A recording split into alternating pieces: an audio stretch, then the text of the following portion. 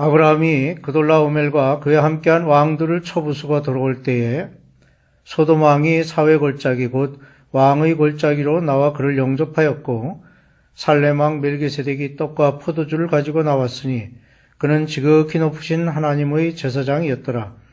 그가 아브라함에게 축복하여 이르되 천지의 주제이시오 지극히 높으신 하나님이여 아브라함에게 복을 주옵소서. 너희 대적을 네 손에 붙이신 지극히 높으신 하나님을 찬송할지로다 하매 아브라함이 그 얻은 것에서 10분의 1을 멜기세덱에게 주었더라. 아멘. 소돔 성의 연합군이 패망하자 그곳에 거주하였던 롯도 그가 모은 모든 재물을 빼앗기고 포로로 잡혀가게 되었습니다. 이 소식을 들은 아브라함은 자기가 기르고 훈련시킨 사병 318명을 거느리고 다한까지 쫓아가 그돌라오멜의 연합군을 파하고 롯을 구출해 옵니다. 아브라함이 그의 생애의 처음이자 마지막인 이 전쟁에 발을 들여놓았던 이유는 자신의 욕망이나 야심에 의한 것이 아니라 조카 롯을 향한 사랑의 마음 때문이었습니다. 첫째로 진정한 신앙은 세상 일을 회피하는 것이 아닙니다. 우리는 세상을 살아가는 동안 많은 어려움을 만나게 됩니다. 그런데 그러한 문제들의 해결에 때로는 하나님을 믿는 신앙인에 의해서가 아니라 불신자들의 손에 의해서 해결되는 경우가 있는데 이때에 믿는 사람들은 그 사실을 인정하기가 매우 어렵습니다. 그리하여 많은 성도들이 자신에게 당면한 문제를 해결하지 못하고 회피하게 되므로 신앙생활에서 아무런 보람을 느끼지 못하고 무의미한 생활로 빠지게 되는 경우가 있습니다. 이런 사람들은 이 세상에 속한 모든 일들, 즉 정치, 경제, 문화와 같은 것들에 대해서 무관심하게 되고 회피하며 살아가고자 합니다. 그러나 이러한 삶은 진정한 의미에서의 축복된 삶도 아니고 진정한 신앙이라 할 수 없습니다. 어떤 사람은 이러한 자신의 행동을 세상 일에 무관심하거나 자신의 신앙심의 표현이라고 합리화시킬 수도 있습니다. 실제로 그런 사람들이 세상 사람들로부터 독실한 신앙인이라는 평가를 받기도 합니다. 하지만 세상 일에 대해 무관심한 것이 독실한 신앙이라고 보는 것은 잘못된 것입니다. 왜냐하면 우리가 이 세상에 살고 있는 동안 우리는 어쩔 수 없이 세상과 관련이 있고 우리가 세상에서 얻을 수 있는 모든 것들이 세상 일과 무관한 것이 아니기 때문입니다. 그러므로 이러한 현실 도피는 결코 독실한 신앙이라 할 수 없으며 오히려 편협한 신앙으로 이끌 뿐입니다. 축복받는 삶, 하나님과 교통하는 삶은 세상을 회피하여 모든 관계에서 고립되는 것이 아니라 그것보다 훨씬 높은 차원의 삶이어야 합니다. 더욱 중요한 것은 우리가 살고 있는 세상의 가치나 목적에 부합하여 세상에 빠져 들어가는 것이 아니라 세상을 나의 발 아래 두고 신앙적 삶의 의미와 가치를 지켜 나가야 한다는 점입니다. 여기서 우리는 아브라함의 위대한 믿음을 살펴볼 필요가 있습니다.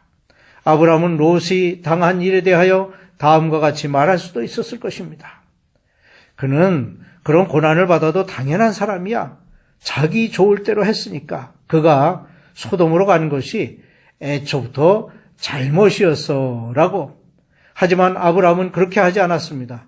그는 즉시 롯을 구하기 위해서 일어났습니다. 이렇게 하나님과 교제하는 사람은 형제가 당하는 고통과 슬픔을 회피하지 않습니다.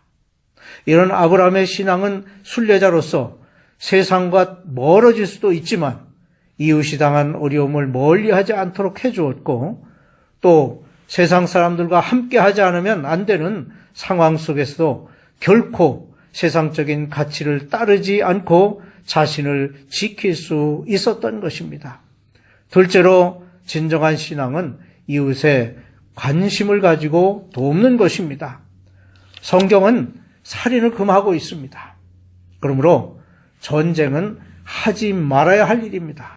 하지만 침략을 위한 것이 아니라 침략자를 방어하기 위한 것은 죄라 할 수 없습니다. 왜냐하면 침략자를 방어하기 위해서 살인하는 것은 살인이라기보다는 침략자의 범죄를 물리치기 위한 것이기 때문입니다. 아브라함은 그의 조카 롯과 무고하게 고통받는 사람들을 구출하기 위해서 하나님을 섬기지 않는 나라와 동맹 맺기를 주저하지 아니했습니다. 그때에 아브라함이 아모리 족속 마므레의 상수리 숲을 근처에 거주하였더라. 마므레는 에스골의 형제여 곧 아넬의 형제라. 이들은 아브라함과 동맹한 사람들이더라. 14절의 말씀입니다. 아브라함은 그가 기른 사병들을 거느리고 4명의 왕을 대항하기 위해 나갔습니다. 이와 같이 믿음의 사람은 남의 어려운 일을 회피하지 않습니다. 그는 하나님께서 자신을 능력의 도구로 사용하실 것을 알았습니다. 그리하여 아브라함은 그의 믿음을 사랑으로 행사하였습니다.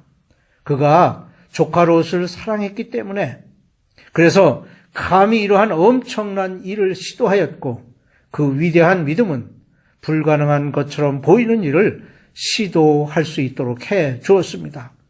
우리는 우리가 속해 있는 사회에서 정치적으로나 경제적인 문제에 관여하게 되는 때가 많이 있습니다.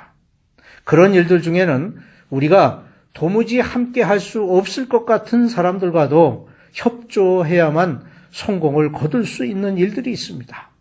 이런 때에 어떤 성도는 그들과 아예 접촉도 하지 아니하고 그러한 일과 격리되어 무관심한 경우가 많이 있습니다. 그 결과 세상적인 가치를 추구하는 사람들에 의해 문제 해결을 이루게 된다면 그것은 지극히 소심한 행동이라 할 수밖에 없습니다. 자신을 지키기 위해서 격리되고 무관심한 것이 최선의 자세는 아닌 것입니다. 그러므로 어떠한 상황 속에서도 자신이 맡은 책임을 다하는 자세가 최선의 길이 될 것입니다. 셋째로 진정한 신앙은 용기 있게 고백하는 것입니다. 이웃에 큰 불이 났는데 그 이웃이 평소에 밉상이었다고 해서 그 당한 일을 당연한 일로 여기거나 모른 채 할 수는 없는 것입니다. 우리가 세상에 살고 있는 한 우리는 세상 사람들과 만나야 합니다. 아브라함은 사악한 왕에게 잡힌 롯을 구출하기 위해서 믿음이 없는 사람들과 연합하였습니다.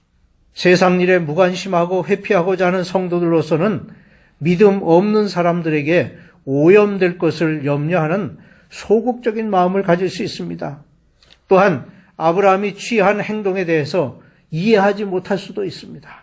그러나 주목할 만한 사실은 아브라함이 불신자들 앞에서 조금도 주저함 없이 제사장을 통하여 하나님께 영광을 돌렸다는 사실입니다.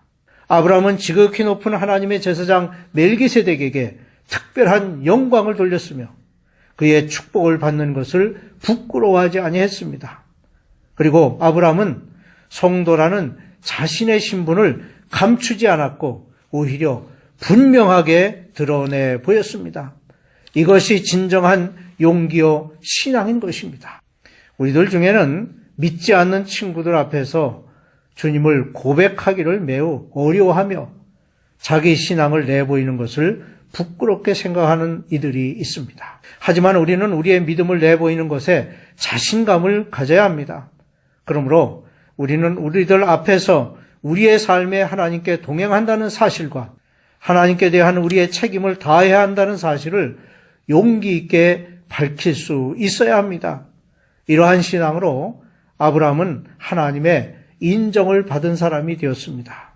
18, 19절에 살렘 왕 멜기세덱이 아브라함에게 축복하여 이르되 아브라함에게 복을 주옵소서라는 말씀이 있습니다.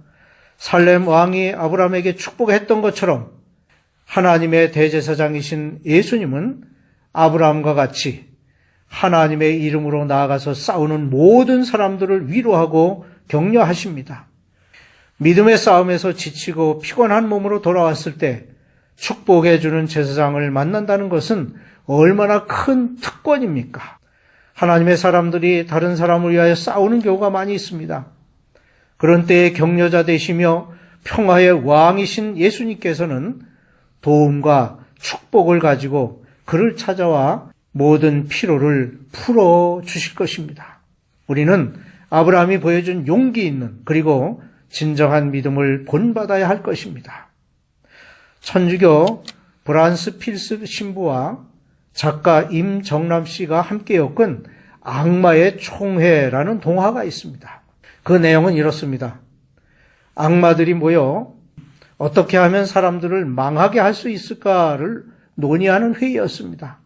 총회에 모인 시기, 질투, 질병, 전쟁, 거짓, 탐심, 부정 등의 이름을 가진 악마들의 결론은 총회 회장으로 무관심이라는 악마를 선출하는 것이었습니다. 즉, 마귀의 가장 큰 정책은 사람들로 하여금 무관심하게 하는 것으로, 무관심은 전쟁이나 질병보다도 더 경계해야 할 것이 바로 이웃에 대한 성도의 의무를 포기하는 것이며, 무관심은 진정한 신앙이 아님을 일깨우는 것입니다. 그러므로 진정한 신앙은 세상 일을 회피하는 것이 아니라 이웃에게 관심을 가지고 적극적으로 도움을 주며 용기 있게 자신의 신앙을 고백하는 것입니다.